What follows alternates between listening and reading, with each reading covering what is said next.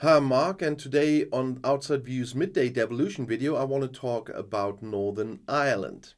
Because there was an historic victory in Northern Ireland. The Catholic Republican Sinn Fein won the local elections there for the first time on Thursday. The party advocates unification with the EU neighbouring country Ireland. However, Northern Ireland is currently politically paralysed. But as I said, for the first time, a party has won the most votes in the local elections in Northern Ireland, which aims to unify the British region with the EU neighbouring country Ireland. According to the Electoral Commission, the Republican Party Sinn Fein secured 144 of the 462 seats. That was 39 more than in the previous election in 2019. And Sinn Fein Vice President Michelle O'Neill spoke of a significant success. The party, which was once considered the political arm of the terrorist group IRA, had already become the strongest force for the first time in the regional parliamentary elections.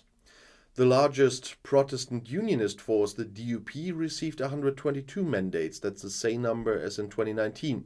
And DUP leader Jeffrey Donaldson acknowledged that supporters of the union with Great Britain now have to learn lessons from this result. He wants to learn lessons? Oh boy. A good 1.3 million people in the smallest part of Britain were eligible to vote in the vote last Thursday. Voter turnout was just 54%. Because of the complicated voting system, the counting took more than 2 days. Northern Ireland is currently politically paralysed because the DUP has been boycotting the mandatory unity government with Sinn Féin in the regional parliament for almost a year. The reason is that the party rejects the Brexit rules for the region that Britain and the EU had agreed on. Unionists fear this will further cut off Northern Ireland from London.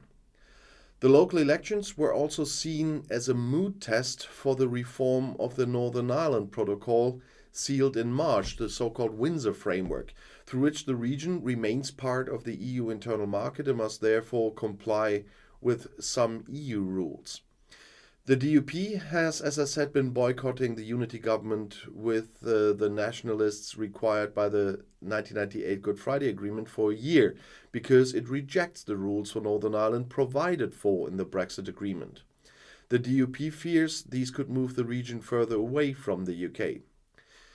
But Sinn Féin had become the strongest force for the first time in the election in Northern Ireland last year in Stormont, and the country is currently politically paralysed by this. And I don't know if the DUP will really learn this lesson. Everyone expected them to boycott the whole thing until these local elections, but they didn't gain any ground. So if he says they will see if they learned a lesson, but the border must not come back because a hard border with the EU state of Ireland would flare up old tensions, and that has to be avoided.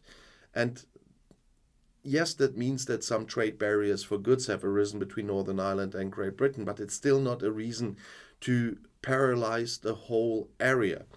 And there's much more behind this than just the Northern Ireland Protocol, because the DUP and other unionists see their political influence shrinking for years, and that's why they're doing this. But we will have to wait and see now, after those elections are gone.